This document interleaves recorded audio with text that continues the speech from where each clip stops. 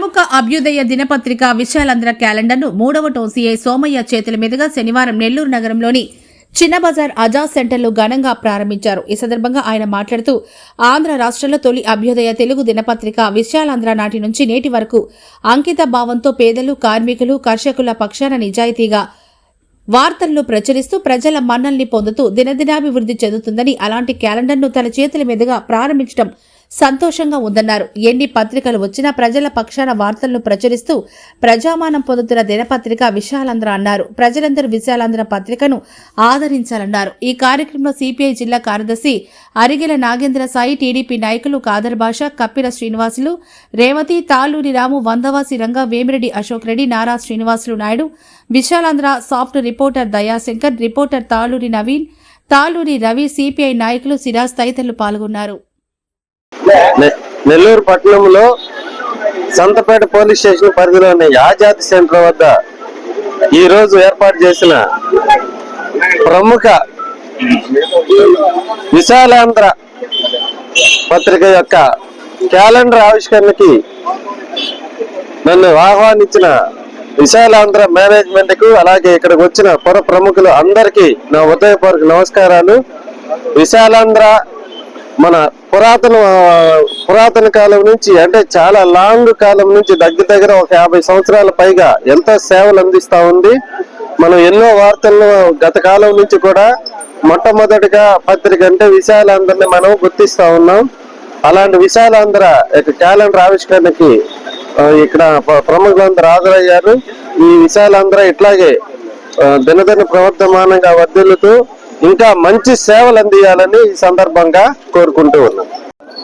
పత్రిక ఆ రోజుల్లో ఉమ్మడి కమ్యూనిస్ట్ పార్టీ ఉన్నప్పుడు కూడా దాదాపు 70 సంవత్సరాల నుంచి కూడా విశాలాంధ్ర పత్రిక ప్రజలకి నిజమైన వార్తలు, ప్రజా సంక్షేమం కోసం వార్తలు రాస్తూ ఆయా సందర్భాల్లో ఉండే ప్రభుత్వాలు చేసే తప్పిదాలను కూడా ప్రజలకి విశాలాంధ్ర ముందుండి చేస్తూ ప్రజా పోరాటాలకి ప్రజల్ని సమాయత్తం చేస్తూ సుదీర్ఘకాలం చరిత్ర. ఆ రోజుల్లో 10వ తరగతి రిజల్ట్ అంటే విశాలాంధ్ర ముందు రోజు సాయంత్రం ప్రత్యేక పత్రిక వచ్చేది.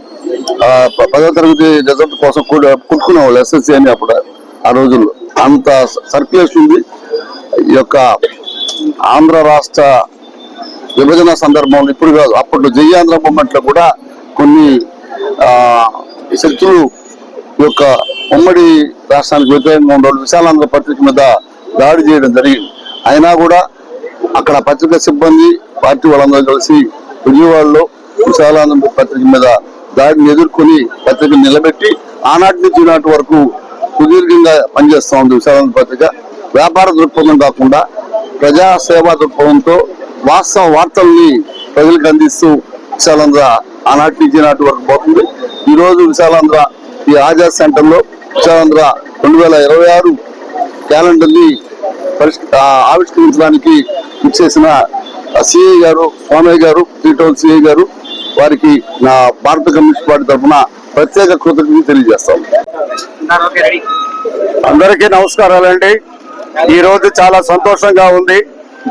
ఎందువల్లంటే మేము పుట్టక ముందు ఈ విశాలాంధ్ర అనేది 75 సంవత్సరాల పాటు సాగుతూ ఉందంటే చాలా కూడా మనం సంతోషించాల్సిన అవసరం.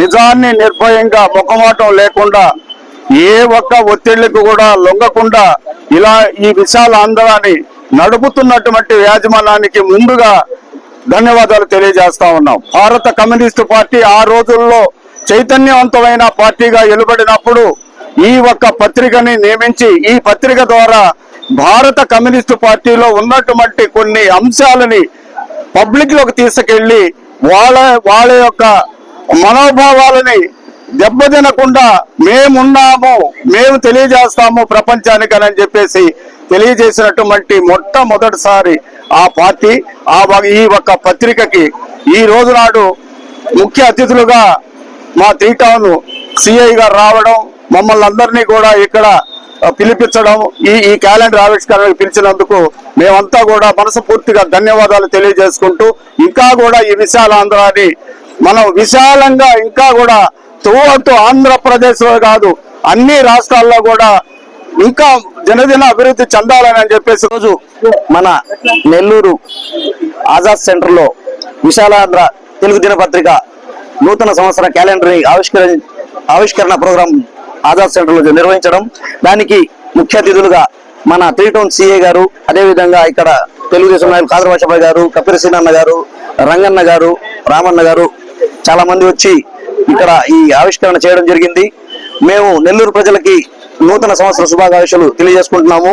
అదేవిధంగా విశాలాంధ్ర పేపర్ అంటే చాలా పాతది, మేము చిన్నపిల్లలు అప్పటి నుంచి నిజమైన వార్తలు అందించే ఏదైనా దినపత్రిక ఉందంటే అది విశాలాంధ్ర.